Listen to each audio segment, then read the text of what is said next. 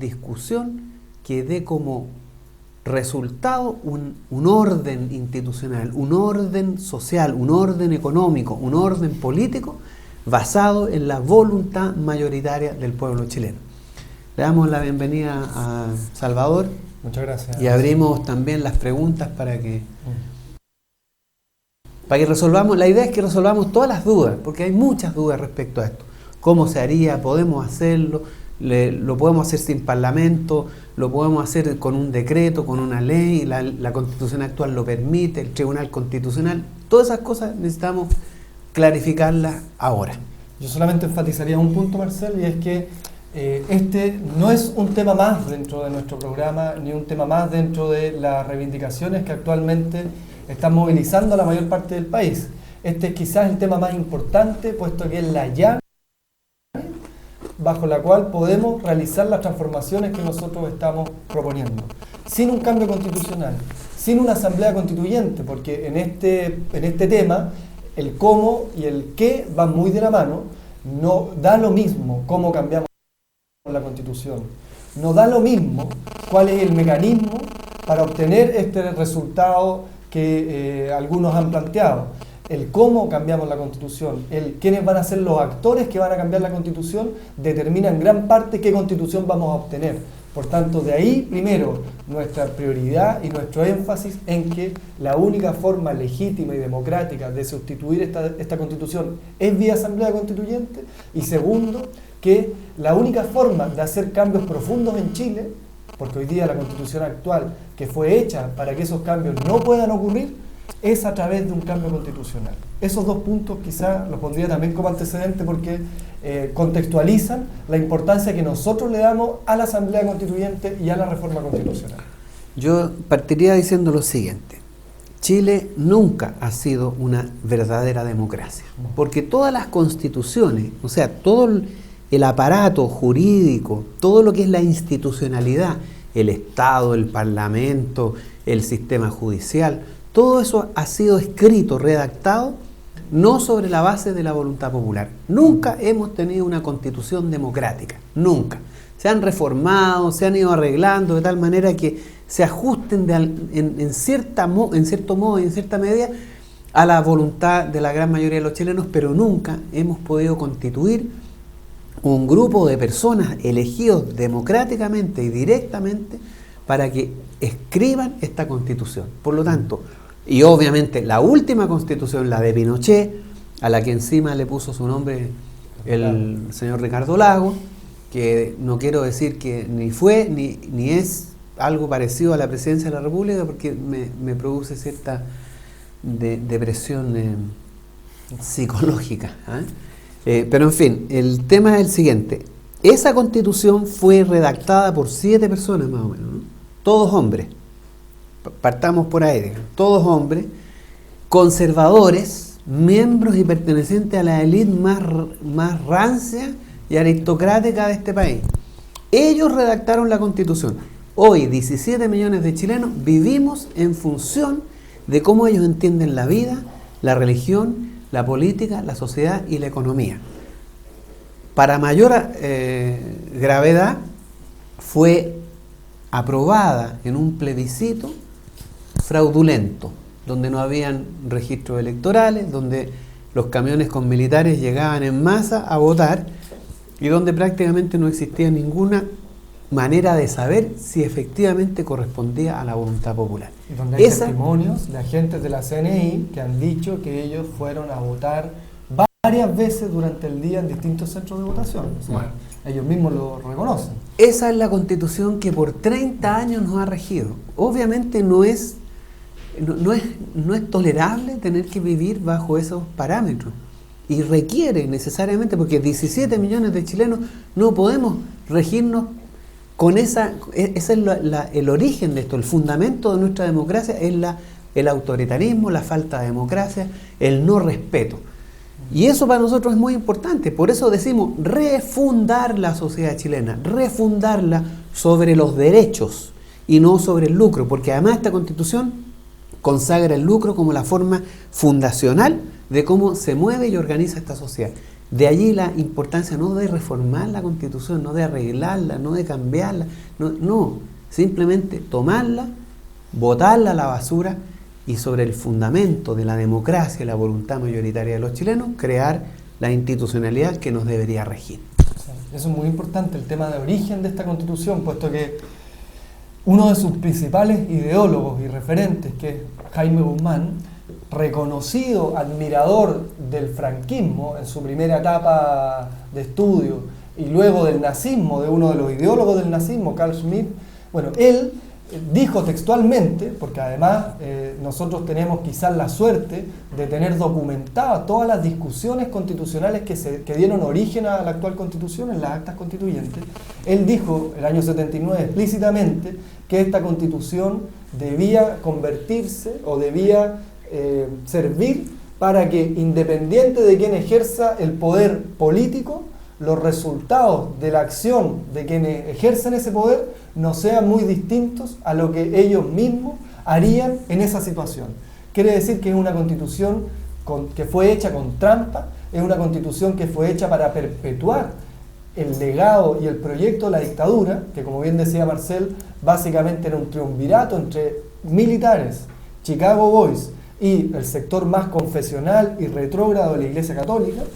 Entre esos tres grupos de interés se plasmó un proyecto de país que es el que hoy día tenemos legado en la Constitución y que gracias a sus trampas se hace imposible cambiar desde la vía política.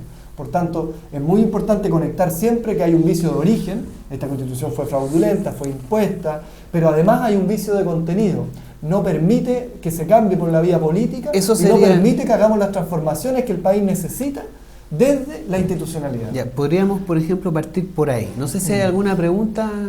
¿Hay alguna pregunta por Twitter o no? Sí. Hagámosla. A ver. La primera pregunta que aparece en el Twitter es de César y nos pregunta: ¿quiénes serían los asambleístas? ¿Quiénes serían los constituyentes? Ya. ¿Son políticos, representantes sindicales, estudiantes? ¿Quiénes podrían ser Ya. asambleístas? ¿Y quién más? ¿Hay otra pregunta más? Y la siguiente pregunta tiene relación con qué modelo de los que en donde se ha desarrollado la Asamblea Constituyente se quiere implementar aquí en Chile. Ya. Ok. O sea, el modelo y quiénes serían los representantes. Pero podríamos partir, antes de contestarla, como ¿por qué esta Constitución no puede ser modificada? Que es inmodificable. ¿Cuál es lo que la hace imposible modificarse?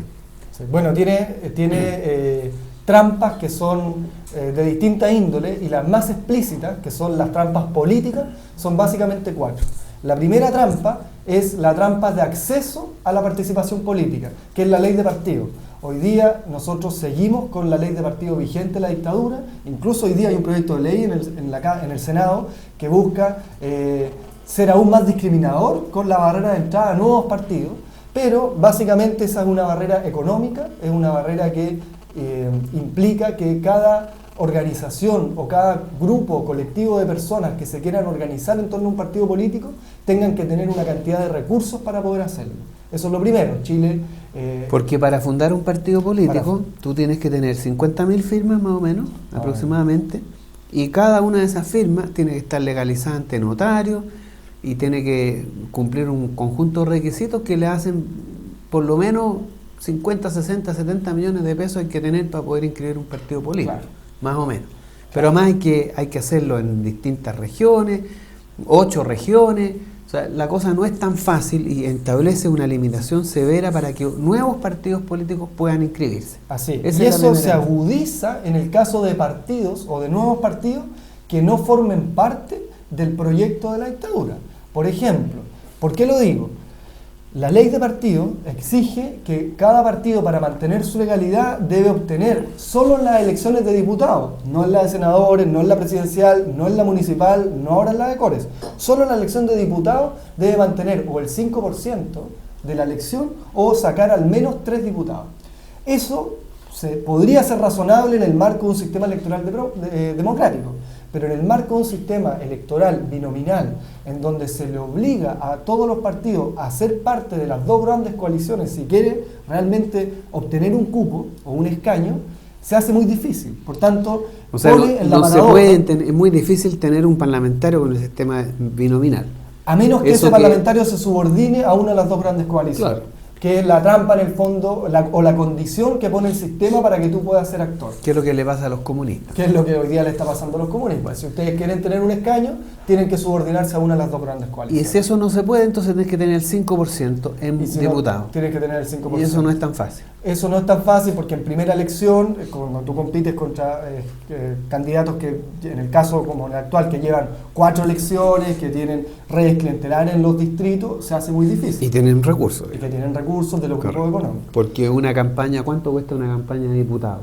Una campaña de diputados, lo que están gastando las dos grandes coaliciones no baja los 200, 300 millones de pesos. O estamos sea, hablando- para poder, no solamente tienes la dificultad de inscribirte, que ya son recursos económicos y un gran esfuerzo administrativo para juntar las firmas, después para mantenerte vigente tienes que gastar 300, 600, O más. 900, 1.000 millones de pesos si quieres tener Alguna posibilidad. algún porcentaje, un 5% de Claro. la elección. Y que por lo demás, como funciona el sistema electoral, si es que tú quieres ir como independiente, por ejemplo, compites no contra el candidato o contra los candidatos, sino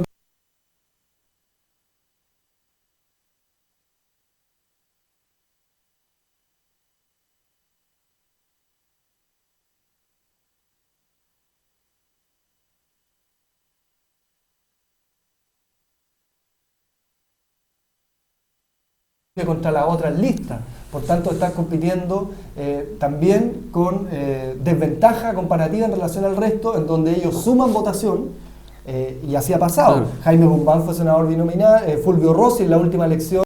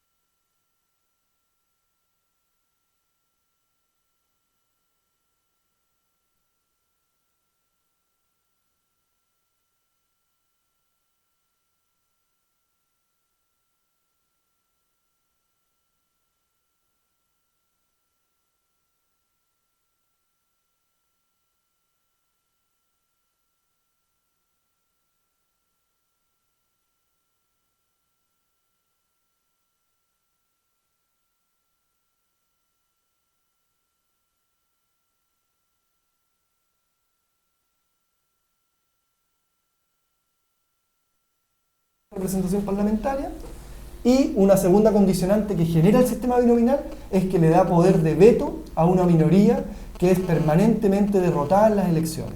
La alianza, que no tiene el 50% de la votación en Chile, o al menos de la gente que vota, sí obtiene el 50% de la representación parlamentaria en todas las elecciones, lo que le da un poder de veto en el Parlamento y que también imposibilita poder generar cambios desde ahí. O sea, el sistema binominal te permite que con una minoría, Con un tercio. y menos incluso, O menos, claro. menos. Si la cosa es que el primero, que salen elegidos normalmente la primera lista y la segunda lista, y pueden ser con menos del 50%, ¿no? Pero tú con menos del 50% puedes tener el 50% de los representantes, con Así menos es. del 50% de la votación. Y Así podríamos explicar por qué ocurre eso, ¿no? Sí, ahora, para seguir con las trampas, porque eso es muy, bueno, eso ocurre obviamente porque como es binominal, se reparten solamente sea, 2 escaños por distrito. Eso permite que una minoría del 30% impida cualquier cambio político ilegal en Chile, porque ellos con una minoría del 30% tienen el 50% de los escaños, de los representantes. Eso es una trampa imposible de superar. Y si Pero es que ¿por qué pudiéramos ocurre superarla, eso? ahora- Es que eso ah. sería importante que lo explicáramos, porque no es una información muy entendida y difundida. ¿Por qué ocurre que con un 30% tú puedes tener el 50%? Ya, el sistema binominal, que es técnicamente es un sistema proporcional, es el menos proporcional de todos los sistemas proporcionales, pero al repartir más de un escaño ya pasa de ser un uninominal y es un sistema proporcional. Ahora, insisto, es el menos proporcional de los proporcionales. pero reparte 2 escaños por distrito y por circunscripción. Y la forma de O repartir sea, eso... por cada lugar donde se eligen diputados y senadores se eligen 2. Se eligen 2. Dos Ahora, senadores o 2 no diputados. hemos dicho, y esto es muy importante, que la construcción de los distritos y de las circunscripciones en Chile fue hecha también con la calculadora política para generar un empate en cada una de esas circunscripciones. Las circunscripciones y los distritos actualmente no están o no tienen una relación proporcional de población ni de territorio entre unos y otros. No son todos los distritos del mismo tamaño ni agrupan a la misma cantidad de población. Los distritos fueron hechos para que haya empate en cada uno de esos distritos. Hay distritos que tienen más representación que otros. El caso emblemático es Aysén, en donde Santiago Poniente, por ejemplo, tiene 57 veces más población que Aysén, pero ambos tienen un diputado. Claro. 57 veces. O sea, hay lugares donde con muy poca población eligen lo mismo que en lugares donde hay mucha población. Claro, y eso ya la hace... Claro, la defensa que alguien podría decir mañosamente de eso, digo mañosamente porque se puede corregir de otra forma, es que eso sobre representa a las regiones favorablemente, porque si fuera estrictamente proporcional en términos poblacionales, Santiago tendría el 40% del Parlamento. Entonces, es una forma mañosa de decirlo. ¿Por qué? Porque hay otras formas de hacer esa corrección. Además, si el 60% de la población vive fuera de Santiago, debería el 60% de los parlamentarios ser... Y por último, claro, esa es una discusión que se tiene que abrir. ¿Por qué un ciudadano de la República va a tener más derechos que otros por vivir en otro lugar? Bueno, yo creo que en algunos casos eso sí debiera considerarse, pero al menos es una discusión que debiera abrirse y que hoy día estamos imposibilitados de dar. Entonces, para cerrar, el sistema binominal reparte 2 escaños por distrito y la forma de repartirlo no es para quienes saquen las 2 primeras mayorías de votos como candidato. No sé si se entiende. O sea, si candidato Lo que pasa Juan es que Pérez se postula por lista. se postula por listas. O sea, cuando uno va a una elección de diputado o senador donde se eligen siempre a 2, nada más que 2, se postula por lista. No, Claro. También puede ir no puede ir una persona individual, tiene que ser igual en una lista. Puede ir un independiente. El problema del independiente es que compite contra una lista. Claro. Que obviamente una lista con 2 candidatos tiene más posibilidad de sumar más votación que un independiente solo. Entonces ahí lo que pasa generalmente es que hay 2 escenarios. Uno de los problemas del binominal es que a las terceras fuerzas las deja fuera y a las segundas votaciones o a las segundas más altas votaciones, pero que no están dentro de una coalición, también quedan fuera. Y lo segundo que pasa, y que ha pasado, es que a veces se arrastra una votación muy alta, como ha pasado en algunos distritos, en algunas circunscripciones, arrastra a otros candidatos que con el 3 o el 4% entran solamente porque se cuelgan del compañero de lista que sacó el 60 al 65%. Entonces, para explicarlo bien, serían 2 candidatos que se eligen y se postula por lista. Cada lista postula a 2. A 2. Porque como son 2, cada lista postula a 2. Entonces, la primera lista, o sea, la que saca más votación, elige a 1. Y la segunda lista, que elige la segunda más alta votación, elige al segundo.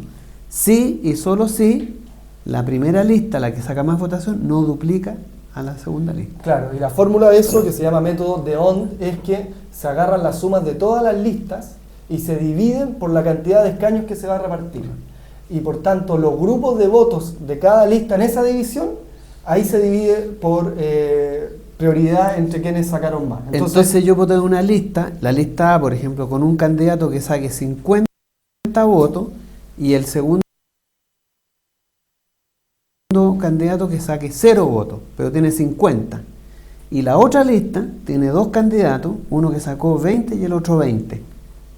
Y no queda ninguno de esos dos, porque la primera lista, la con más votación, tiene 50 votos, que es más del doble que los 40 de la otra. Entonces, este que tiene 0 votación en la lista que tiene 50 votos, entra como parlamentario, y los otros que tenían 20, que tenían más votación que estos, no entran porque la suma de esos votos de la lista no es mayor, no es ni la mitad siquiera de la lista. Así es, así es. Incluso si es que van más listas, hay mayor división y hay más posibilidades de que pase eso. O sea, es más complejo. Ahora, entonces, ahí está el vicio, ¿no? O sea, alguien con 0 votación, puede entrar.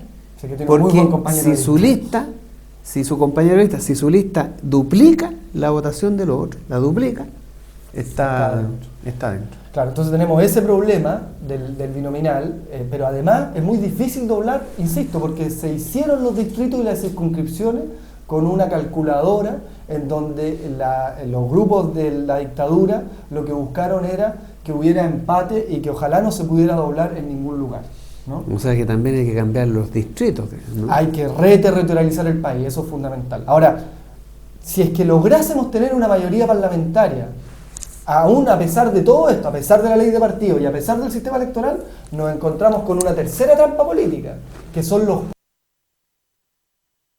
quórums supramayoritarios, que son quórums absolutamente antidemocráticos, que hacen que para temas importantes, temas tanto constitucionales como algunos temas de reformas políticas importantes, se requiera más que una mayoría simple para poder transformarlo. El quórum se refiere a la cantidad de votación que se necesita para modificar una ley, por ejemplo. Así es. O sea, ¿qué porcentaje de votos se necesita para cambiar una determinada ley? Y hay leyes más simples y otras más complicadas.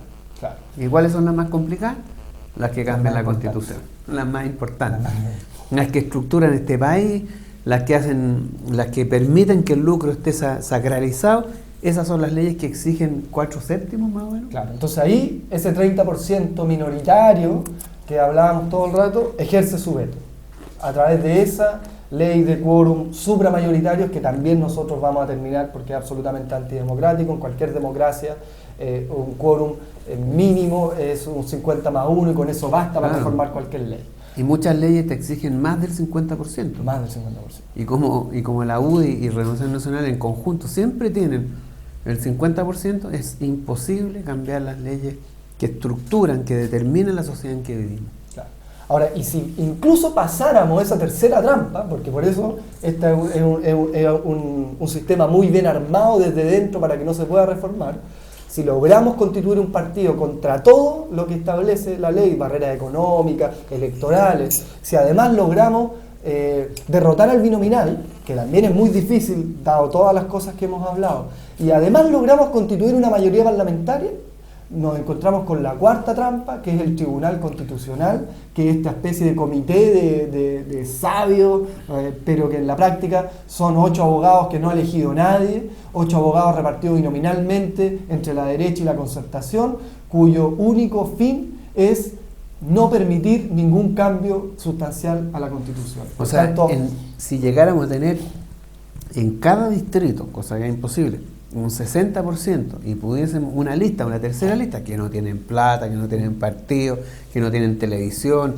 que no tienen infraestructura, no tienen nada, tendríamos que llegar a ser el 60% de los votación en cada distrito. Ahí podríamos tener una buena mayoría dentro del Parlamento y pudiésemos con esa mayoría modificar la Constitución, cambiar las leyes, nos enfrentamos al Tribunal Constitucional.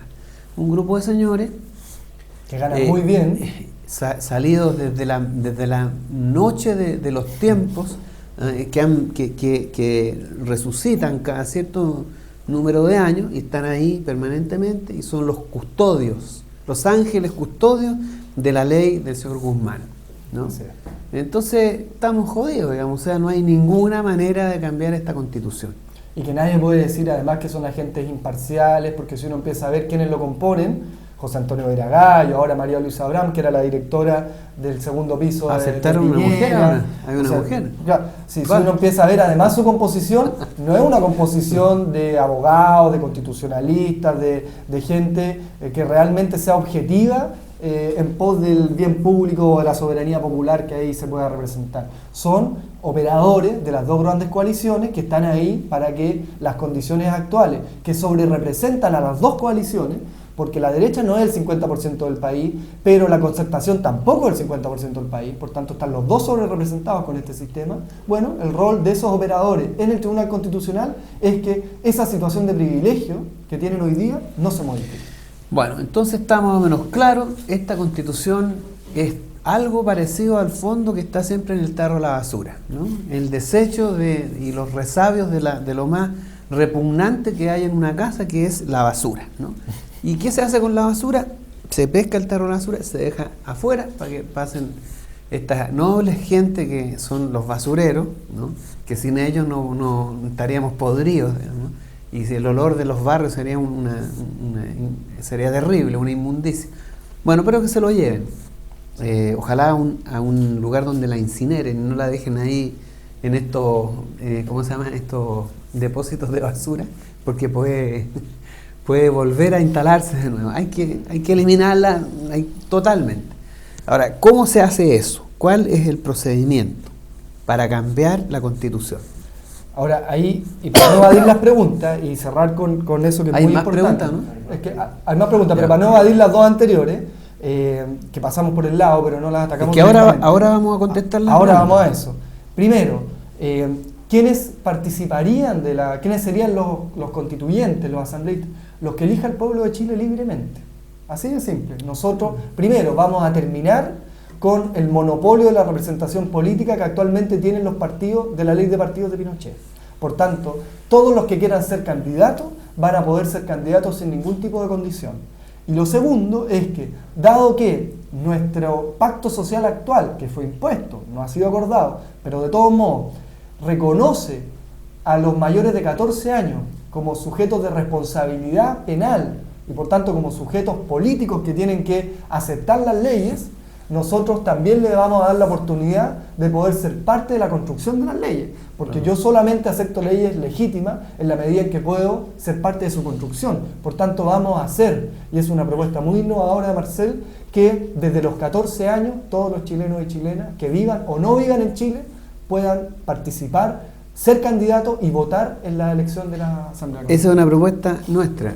Si un niño a los 14 años o una persona a los 14 años es sujeto de juicio por algún delito, porque se supone que esa persona a los 14 años tiene noción de lo que está bien y de lo que está mal, discierne, tiene capacidad de discernimiento, entonces puede votar, puede elegir quién es el presidente, quién es el diputado, y por lo tanto nosotros vamos a plantear el derecho a voto desde los 14 años en adelante. Además, el movimiento secundario ha aprobado que han sido bastante más lúcidos que los parlamentarios para entender de política y por lo tanto saben mejor lo que el país necesita.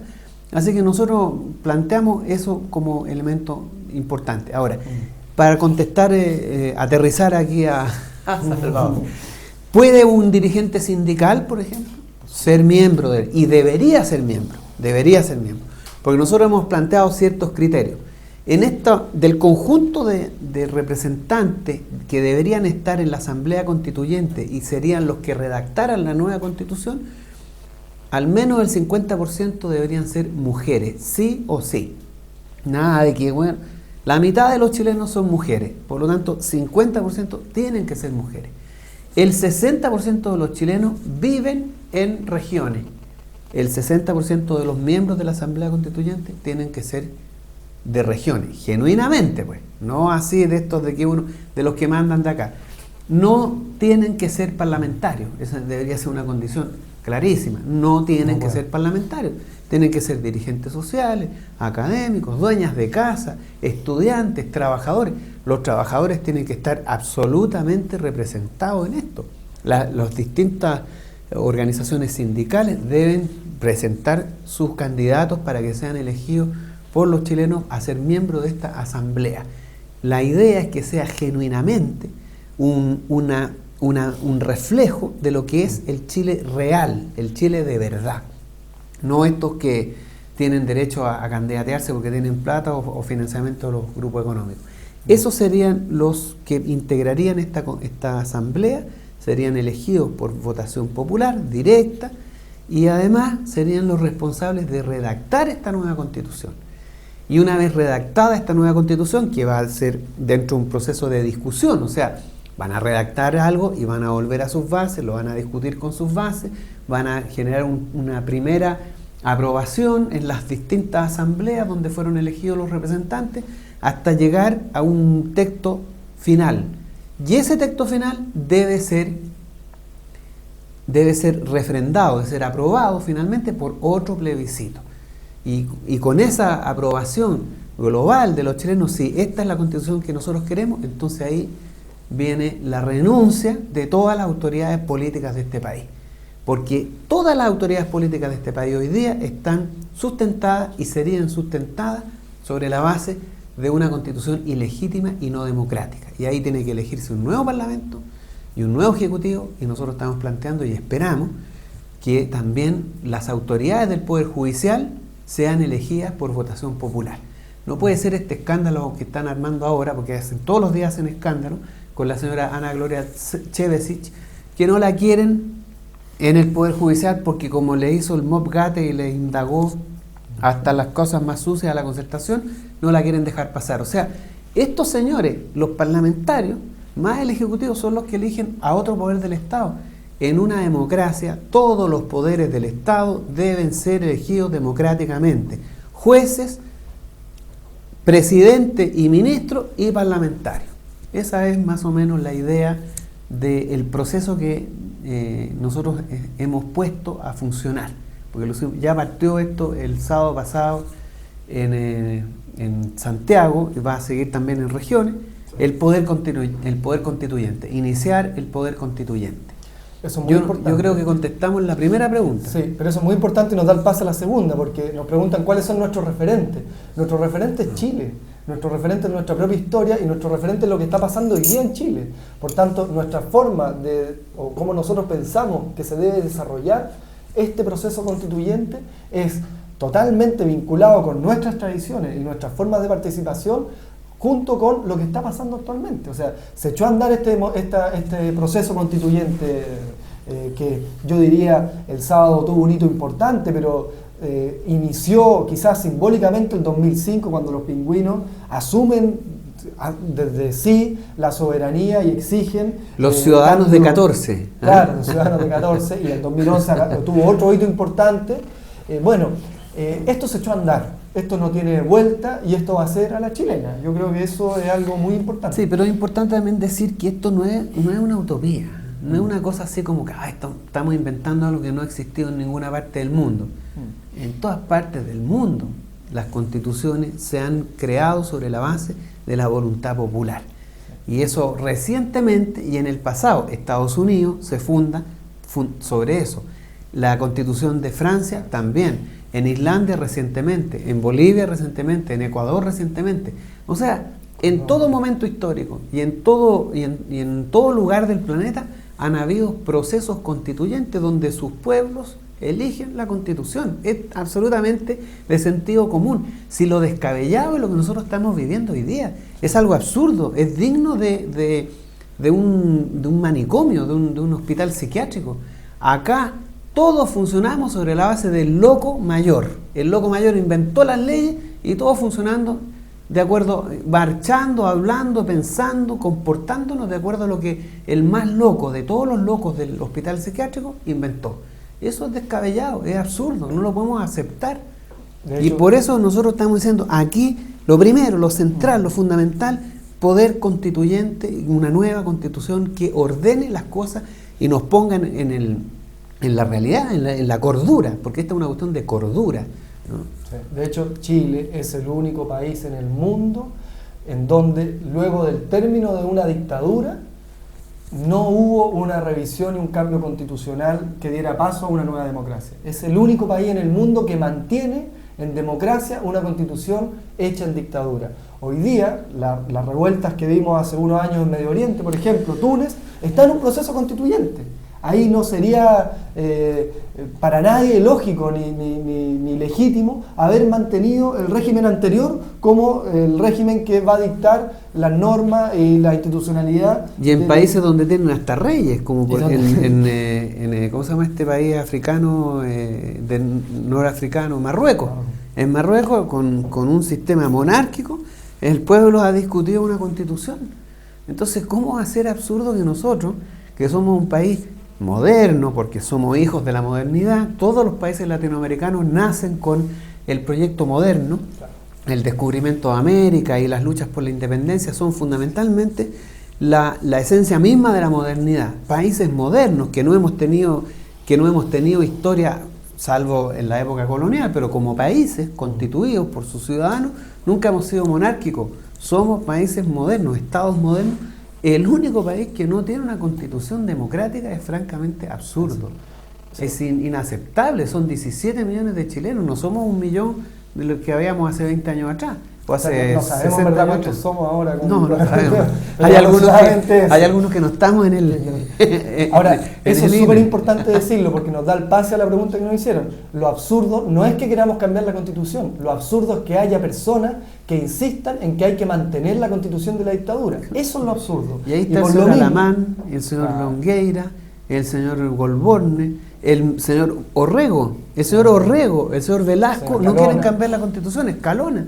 Es que es absurdo, es que francamente lo descabellado, ¿no? Eso es lo descabellado. Y por lo mismo, cuando nos preguntan el cómo, también es descabellado que nosotros nos planteemos el cómo desde la propia trampa institucional. Porque esta es una trampa que fue elaborada y construida para que no se pueda cambiar. Por tanto, si nosotros partimos desde el problema de la imposibilidad de cambiarla desde adentro, partimos mal. Porque partimos con una imposibilidad que no podemos superar desde las propias herramientas que no nos da esta institucionalidad. Por tanto, para decirlo en otras palabras, lo primero a zanjar es que esta constitución es tramposa, es que esta institucionalidad es ilegítima y que por tanto no nos puede impedir como pueblo tener o desarrollar nuestro derecho a la soberanía y a la autodeterminación que ha sido permanente y sistemáticamente negado durante nuestra historia. Zanjado eso, la discusión no es ya cuál es el mecanismo legal que nos permite convocarla, sino cuál es la mejor forma de expresar que hay una mayoría, una tremenda mayoría del país que quiere hacerlo. Y para eso Marcel ha propuesto que su primera acción va a ser un plebiscito. Nosotros y nosotras hemos propuesto. Eso es muy importante. Nosotros o nosotras y nosotros hemos propuesto Eso es muy importante. un proceso constituyente, echar a andar el poder constituyente. Y hemos discutido, tú podrías explicarlo mejor, cuál sería el mecanismo, cómo implementaríamos esto. Sí. Lo Bueno, conversamos insisto, ahí. si partimos de la base de que no nos vamos a dejar caer en la trampa de la actual institucionalidad, lo primero, lo que a nosotros nos interesa es mostrar que existe y reflejar que existe un respaldo mayoritario del país por hacer un cambio de la Constitución. Para eso vamos a convocar un plebiscito, va a ser una de las primeras acciones que vamos a hacer cuando seamos gobierno. 20 minutos, ¿eh? 20 minutos, 20 dice que se va a minutos. demorar Marcel. 20 minutos. ¿Ah? Chávez se demoró 2 horas, nosotros Vamos vamos a 20 hacer- minutos. ¿Ah? Bueno, en 20 minutos vamos a convocar un plebiscito, vamos a iniciar un proceso que culmine con un plebiscito en donde le consultemos al pueblo de Chile si quiere mantener la actual constitución que nunca le fue consultada o quiere iniciar un proceso constituyente que le permita transformar esta institucionalidad. Como nosotros estamos absolutamente seguros de que el resultado de esa votación va a ser tremendamente mayoritaria la cantidad de gente que va a querer un cambio constitucional, lo que vamos a trabajar en paralelo al desarrollo de ese plebiscito va a ser un programa que nos permita desarrollar este proceso constituyente con varias características. Primero, terminar con el monopolio de la representación de los partidos. Todo aquel que quiera ser candidato o quiera votar, viva en Chile o no viva en Chile, teniendo más de 14 años, lo va a poder hacer. Segundo, vamos a terminar con la territorialización de la dictadura y con el sistema electoral de la dictadura. No nos vamos a regir por un sistema binominal para elegir a los constituyentes porque no queremos replicar un parlamento como el actual, en donde esos electos no le rinden cuentas a nadie durante su periodo o durante su mandato. Nosotros queremos iniciar un proceso constituyente territorial en donde cada asamblea barrial, comunal, elija sus constituyentes y sus constituyentes le tengan que rendir permanentemente cuenta a estas asambleas territoriales y barriales. Y una vez constituidas estas asambleas, vamos a culminar el proceso con, cuando hayan redactado una propuesta constituyente, un nuevo plebiscito que le pregunte y le vuelva a consultar al pueblo de Chile si quiere o no quiere esta nueva constitución. Ahora, entonces la primera etapa es los primeros 20 minutos nos vamos a tomar, ¿no? Antes de ir a almorzar al Cerro Castillo, en convocar al plebiscito. Un plebiscito que le vamos a preguntar a los chilenos, mire, ¿quieren una nueva constitución sobre la base de una asamblea constituyente elegida por votación popular y directa? Respuesta va a ser mayoritariamente que sí. Y a partir de ahí nosotros vamos a través de un decreto supremo presidencial, convocar a la asamblea constituyente. y no podría ni debería ninguna institución política del Estado, ni el Parlamento, ni el Tribunal Constitucional, oponerse a la voluntad mayoritaria de los chilenos. Porque además a esto le vamos a agregar la movilización popular, es decir, marchas, movilizaciones, dirigentes estudiantiles, organizaciones estudiantiles, dirigentes sindicales, organizaciones sindicales, redactando declaraciones, convocando a conferencias de prensa, respaldando la decisión del pueblo de Chile de respaldar la nueva constitución y el proceso constituyente. Eso nos debería permitir tener un nuevo ordenamiento institucional y legal. Y a partir de ahí, iniciar la renovación de todas las instituciones políticas del Estado, incluyendo el presidente, que tendría que renunciar y volverse a reelegir en un nuevo proceso, porque incluso el presidente sería elegido con la anterior constitución, y sería una constitución ilegítima, y lo que tendría que ocurrir después de esta nueva constitución es que Parlamento, autoridades judiciales y autoridades administrativas se reelegidos en un proceso directo, popular, de elección. Así que vamos a someternos a una segunda elección popular, directa, democrática y genuina, legítima además. Eso es muy importante porque esta pretende ser una asamblea constituyente originaria, no derivada. No nos vamos a ver constreñidos por ninguna condición de la actual institucionalidad. Y ahí lo segundo que hemos dicho a través de nuestro candidato, y que es muy importante, es que no nos sirve para este proceso meramente el voto. Nosotros no necesitamos a un sujeto político cuya única acción política sea ir en noviembre a marcar un voto.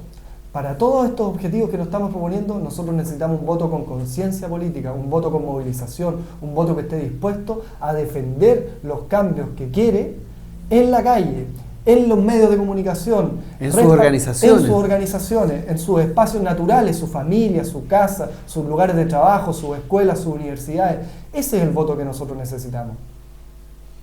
Ahora, es importante también que nosotros, ese es el mensaje que nosotros queremos y nosotras queremos darle. Primero que nada, sacarse esto de la imposibilidad. Cuando muchas veces me ha tocado a mí escuchar comentarios, sí, pero esto sería una anarquía. ¿Por qué va a ser anarquía? Es decir, va a ser al principio desordenado, ¿sí? Nada, cuando uno convoca a mucha gente, nunca todo es ordenadito ni todos andan en fila. Pero aquí hay una voluntad de hacer las cosas bien. Y la gente tampoco es tonta, ¿verdad? Y sabe a qué conduce esto. No va a ser el caos, no tiene por qué ser el caos. Aquí lo que va a ocurrir es un proceso dirigido, un proceso ordenado, un proceso racionalizado de convocar a las personas a pensar, a conversar, a referirse, a opinar, a participar. La gente tiene que no tener miedo a participar. Es fundamental que entiendan eso. Son sujetos de derecho. Esa es la gran revolución moral y ética que nosotros queremos que entienda la gente. Somos sujetos de derecho. Primer punto importante. Si no entendemos eso, si creemos que estos señores, porque tienen más estudios, porque hablan bonito, porque tienen corbata, porque andan en automóviles caros, tienen más derechos que una señora que es trabajadora social o que es trabajadora en casa particular, tiene el mismo derecho, la misma dignidad. Es sujeto de respeto de la misma manera, de la misma intensidad, en la misma dimensión. Eso es lo primero que tenemos que entender. Somos sujetos de derecho. Y este señor que estudió en Estados Unidos, un máster o un doctorado, tiene el mismo derecho que un chico de 14 años que también puede ser sometido a proceso. El mismo derecho a participar, a opinar y a tener su opinión respecto a cómo debe gobernarse Chile. Y si nos falta información y que la gente es ignorante, bueno, la información se recoge. Hasta por internet usted puede poner cualquier cosa que tenga duda, en Google le van a decir lo que es. Y si no, no va a faltar quien se lo explique. El problema no es la información, el problema primero es tener la voluntad de participar sobre la base de que somos todos sujetos de derecho. Fíjate que ayer estuve en una reunión con el sindicato de trabajadoras de casa particular. Y una o dos dijeron que por primera vez en la vida habían escuchado esto de ser sujetos de derecho. Por primera vez en la vida. Una cosa absolutamente Al siglo XXI. Para el siglo XXI, después de la revolución del Internet, de 200 años de estados modernos, de que se acabaron las monarquías donde el rey era Dios, todavía hay personas que piensan que ser sujetos de derecho no lo tenían ni siquiera presente en su cabeza, y esa cuestión es grave. Primer cambio importante, sentirnos sujetos de derecho, de respeto, de dignidad. Derecho a participar. Igual que cualquier persona, aunque hable inglés, alemán o francés, aunque hable solo mapuche, aunque no tenga ni siquiera primero básico, tiene el mismo derecho que cualquier otra persona a participar y a ser respetada en su opinión. Eso es muy importante. Y después de eso ya podemos empezar a hablar entre gente que nos sentimos iguales y con el derecho a ser parte del proceso político. Y esa es otra cuestión importante. Ser político, actuar en política, participar en política es casi tan importante o más importante que hacerle la leche a los hijos, que que plancharle la ropa o hacerle la comida. Es incluso más importante, porque cuando usted participa en política, usted contribuye a un orden en donde su hijo va a ser una persona respetada, va a tener oportunidades, va a tener derecho a la salud, derecho a la educación, derecho a la vivienda, a la alimentación. Es más importante participar en política, constituirse en actor político, que hacerle la comida a los hijos. Es importante eso, pero no nos perdamos en que la política es para los políticos. No, la política es nuestra. Allí se decide lo que comen sus hijos, cómo se visten sus hijos, qué se educa en sus hijos. El futuro de sus hijos va a depender no tanto del esfuerzo que usted haga trabajando por ellos, que lo hacen y a mí me parece muy bien, trabajando por ellos, educándolos, queriéndolos. También parte del amor a sus hijos es hacer política, porque ahí se decide el futuro de sus hijos, el futuro de la sociedad. Y si usted no hace eso, entonces vamos a llegar a situaciones como las que hoy día estamos, en la locura misma, en el absurdo mismo, en donde no hay ningún derecho consagrado, ninguno, porque le hemos ido entregando el poder a quienes son los más inescrupulosos de los inescrupulosos que pueden nacer en una sociedad, la clase empresarial de alto alcurnia, digo yo. Hay dos preguntas que realiza la gente que está conectada al Twitter. La primera es cómo se generan los espacios de participación dentro de la Asamblea Constituyente. Parlamentarismo de calle, se generan algunas instancias parecidas a eso.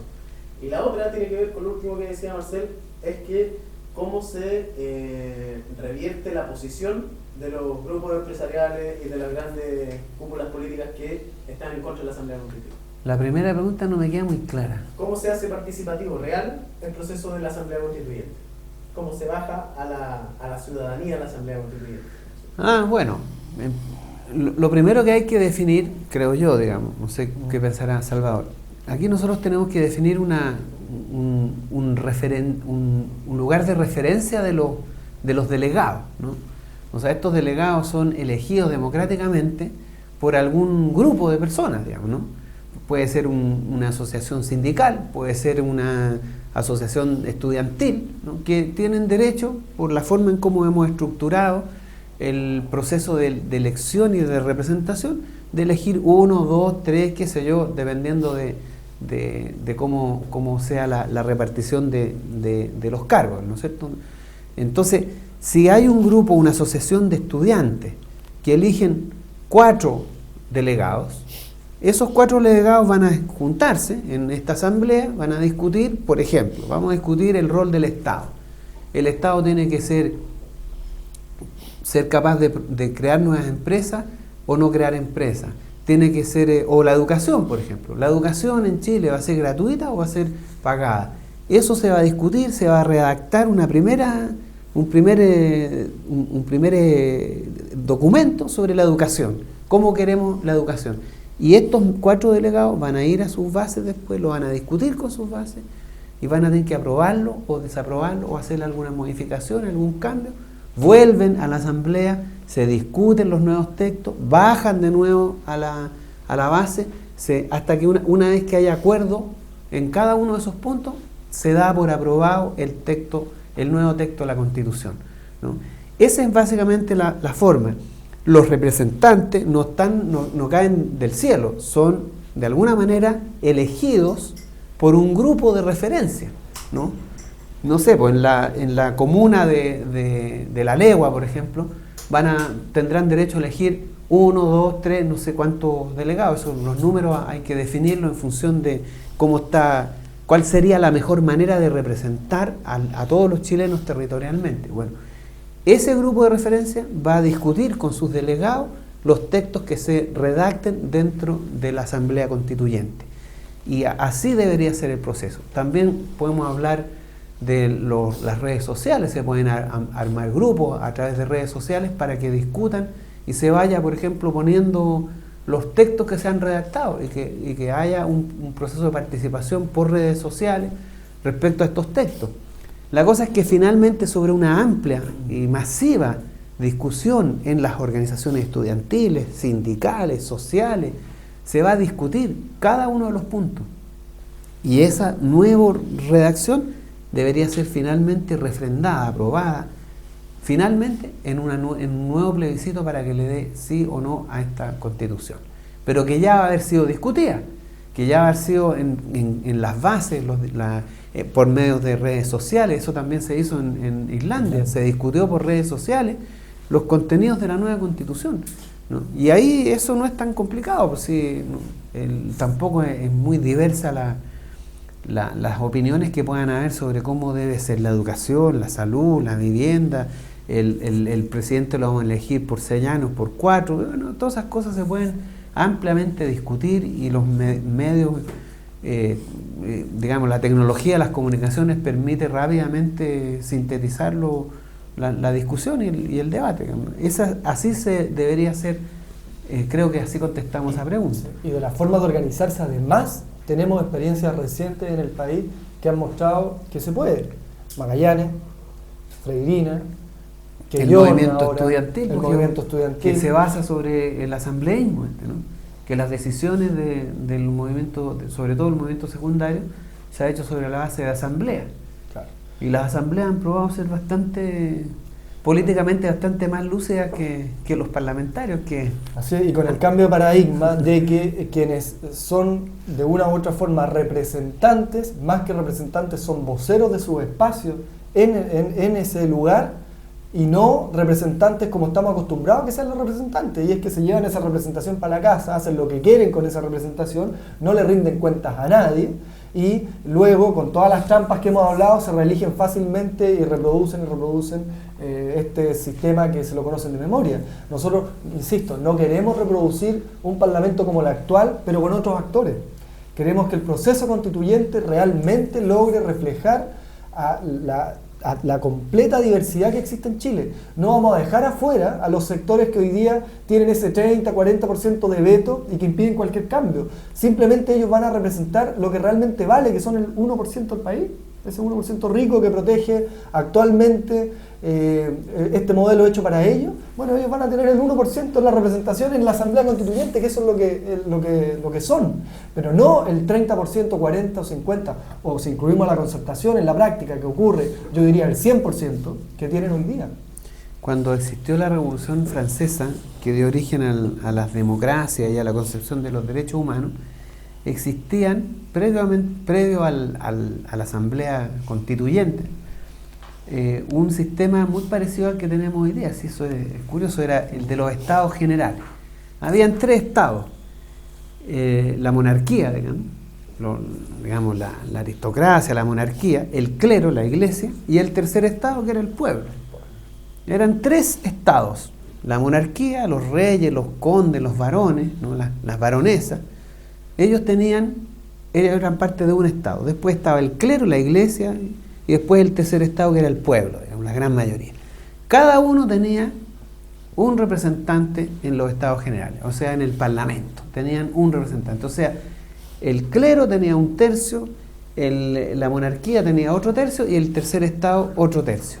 Pero el tercer estado era el 99%, y el clero y la monarquía eran el 1%. Entonces, es la misma lógica que aplicó Guzmán para crear acá la Constitución, más sofisticada, un poco más complicada, porque no tenemos estos tercer estados, ¿no?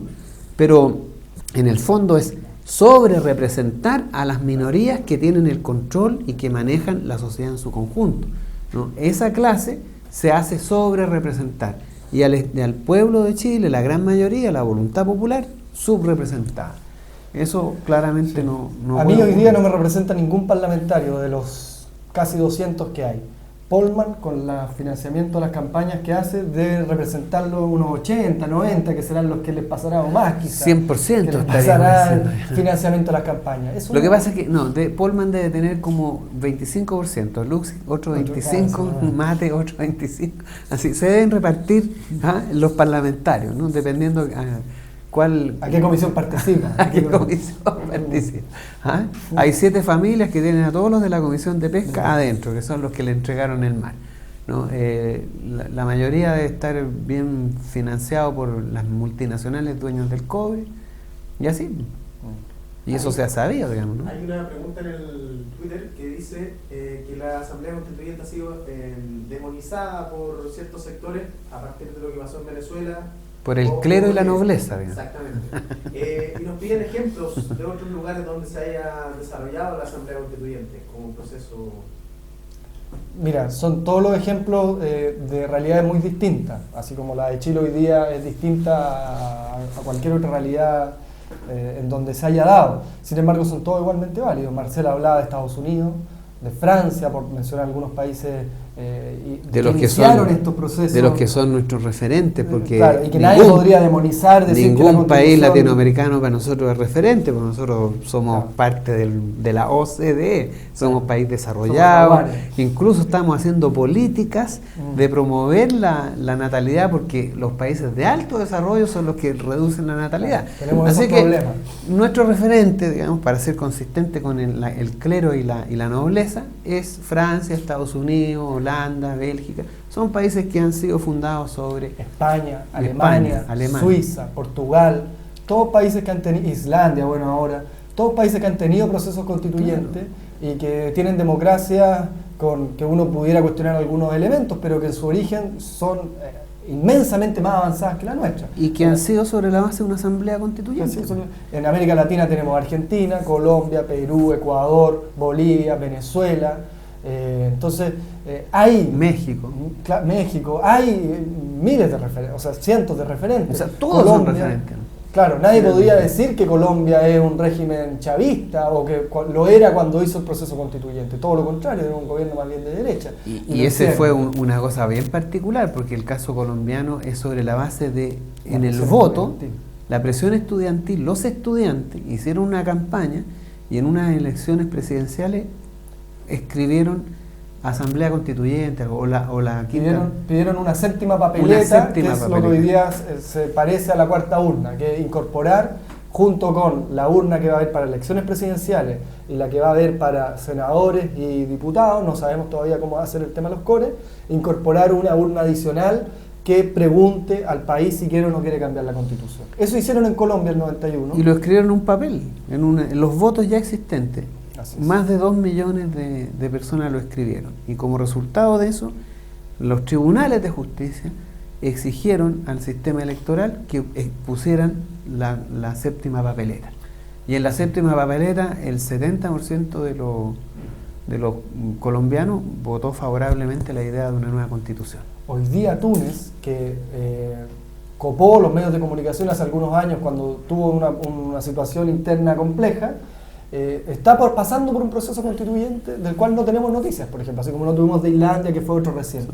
Y hay un chileno, un abogado constitucionalista chileno, que es Roberto Garretón, que está asesorando ese proceso y que de una u otra forma muestra que en Chile tenemos gente que conoce de estos temas y que perfectamente podríamos desarrollarlo sin ningún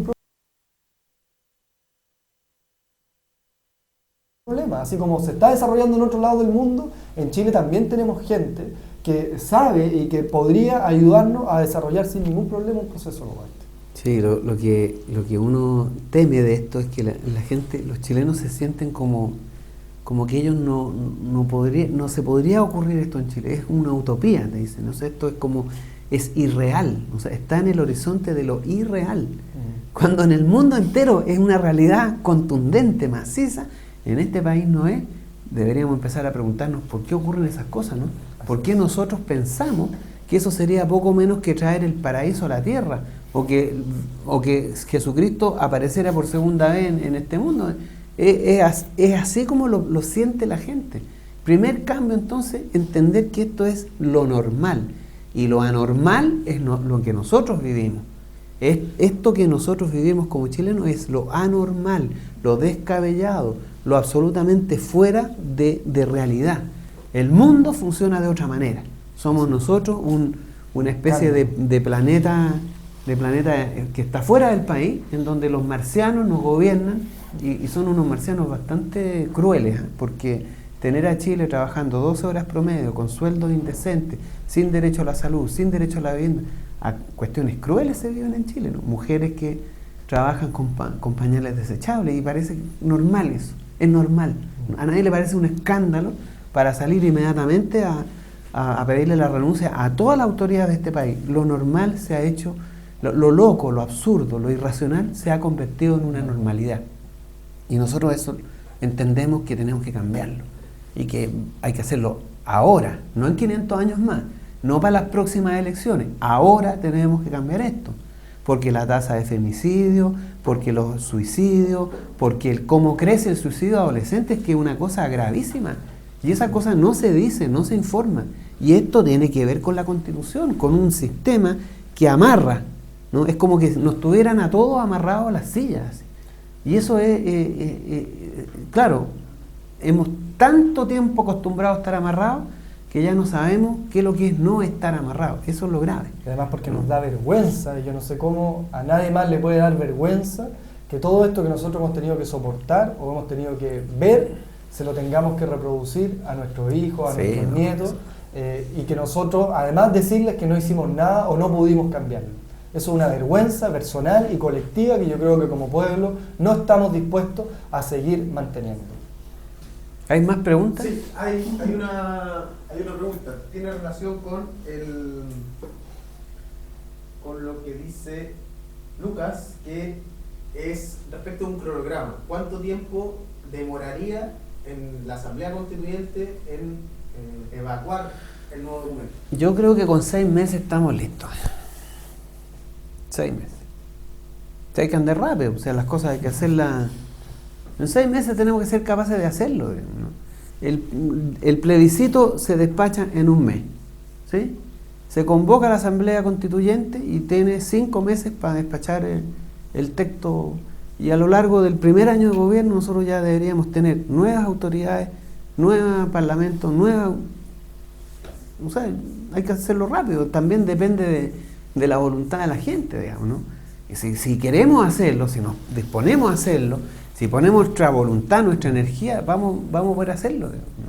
Pero no podemos demorarnos mucho, ¿no? Esto no es una cuestión que tengamos que esperar 4 años para tener una nueva constitución. O sea, esto es urgente. O sea, la situación del país amerita que nos pongamos y nos mentalicemos con la urgencia. No va a depender tanto de nosotros. Queremos insistir en eso. Nosotras y nosotros estamos planteando cambios de urgencia, cambios que son tremendamente prioritarios, y eso requiere ponerse las pilas. Si nosotros estamos diciendo esto no porque queramos hacer ofertas o digamos, mira, lo vamos a resolver esto rápido, tenemos que resolverlo rápido. Antes de 1 año nosotros tenemos que tener refundado el sistema constitucional y jurídico. El mejor ejemplo de que hay que hacerlo rápido es lo que vamos a tratar la próxima semana. El tema de las AFP. La próxima semana vamos a conversar sobre el sistema previsional y vamos a tratar de invitar a Gonzalo Cid, que sabe sobre esto, para que nos acompañe y nos permita tener una acabada profundidad en el conocimiento respecto a cómo funciona este sistema, cómo habría que cambiarlo y cómo deberíamos refundarlo. Eso es. Muchas gracias. Nos tenemos que ir, nos están despidiendo allá, nos dicen, mira, es hora ya de partir. La próxima semana, el lunes, vamos a hablar sobre AFP. Los invitamos, le agradecemos la alta cobertura que hemos tenido. Más de 500 personas han estado en línea. Queremos también pedirle que pregunten más, porque muy flojo esto de la participación, hay que participar. Ninguna pregunta es tonta. La única pregunta tonta es la que se contesta de manera absurda.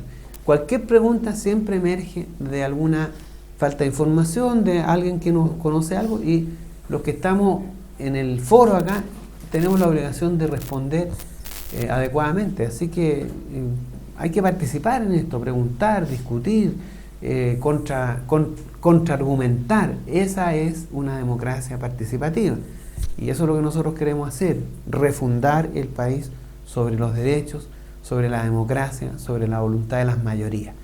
Bueno, gracias a Salvador, Gracias por la que es también invitación. vocero de la candidatura en temas más políticos, y a todos aquellos que están acá atrás, que son mucha gente, porque si usted no lo cree, aquí, esto no lo hemos hecho solo nosotros, hay un equipo acá, fotógrafos, que están conectados ahí con el sistema electrónico, internet, páginas web.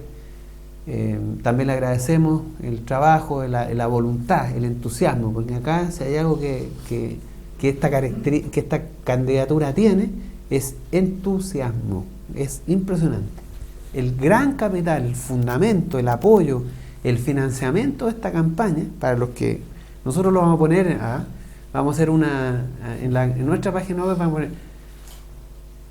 transparencia del financiamiento, una gran palabra que diga voluntad, utopía, pasión. Ese es el financiamiento de esta campaña. Nos vemos la próxima semana. Chao, gracias.